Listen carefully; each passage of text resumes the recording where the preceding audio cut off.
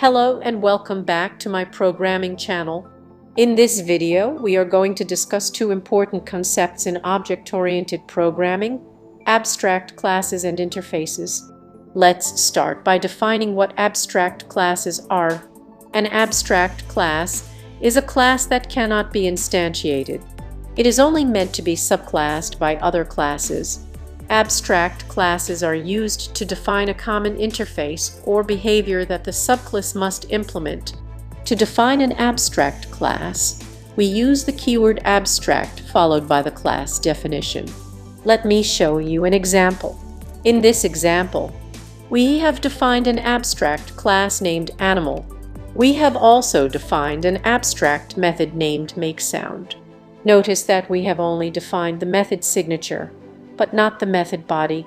This is because the actual implementation will be provided by the subclass that extends this abstract class. Now let's move on to interfaces. An interface is a collection of method signatures that defines a set of behaviors. An interface cannot be instantiated, just like abstract classes. Instead, it is implemented by classes that need to provide specific functionality.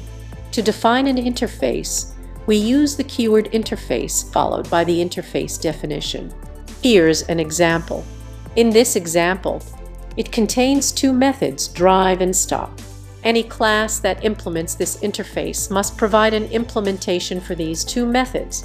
Now that we have covered the basics of abstract classes and interfaces, let's go ahead and see how we can use them in our programs.